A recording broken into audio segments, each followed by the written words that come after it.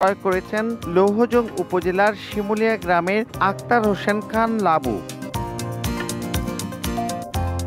খামার থেকে ভ্যানে করে দুম্বাটি বাড়িতে আনার পথে পথেই উৎসুক মানুষের ভিড়, আর দেয়ালবদ্ধ বাড়িতে রাখার পরও লোকজন জড়ো হয়। অনেকেই প্রথমবারের মতো সরাসরি দুম্বা দেখার সুযোগ পেয়ে খুশি। আমি সৌদিতে দুম্বা কুরবানি দিছি, কিন্তু দেশের বাড়িতে আমাদের এলাকায় বিশেষ করে কোনো দুম্বা কুরবানি দেওয়া হয় না।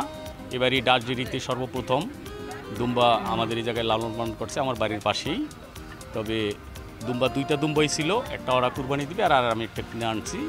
এটা হলো একটা শখের বিষয়, কিন্তু এর আগে আমি উট কুরবানি দিয়েছি এবং গরু তো দেই, কিন্তু দুম্বাটা হলো অনেক শখের বিষয়। ওইভাবে আমরা কখনো আমাদের বাড়িতে ওইভাবে কখনো দেখা হয় নাই, তাই ভাবলাম যে না এবার একটু দুম্বাটা দেওয়া যাক।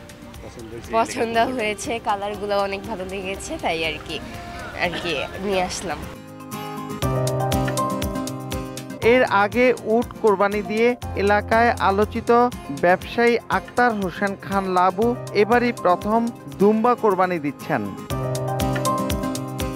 দুম্বা তো আসলে শখের জিনিস, এই প্রথম দুম্বা কুরবানি দিতেছি এবং এর আগে উট কুরবানি দিছি, কিন্তু দুম্বা তো আর আমাদের এখানে পাওয়া যায় না। তাই আমাদের বাড়ির পাশেই ডাচ ডেইরি ফার্ম, এই ফার্মে দুম্বা পালতেছে আজকে 2 বছর যাবত। এই বছরই তারা প্রথম দুম্বা বিক্রি করলো, তাই আমি বোধহয় প্রথম দুম্বা এখান থেকে কিনে আনলাম।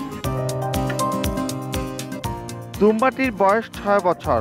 ভারতের উত্তর প্রদেশ থেকে মুন্সিগঞ্জের খামারে আনা হয় 2.5 বছর আগে। 78 কেজির ওজনের এই দুম্বাটির দাম ধরা হয়েছে 80,000 টাকা।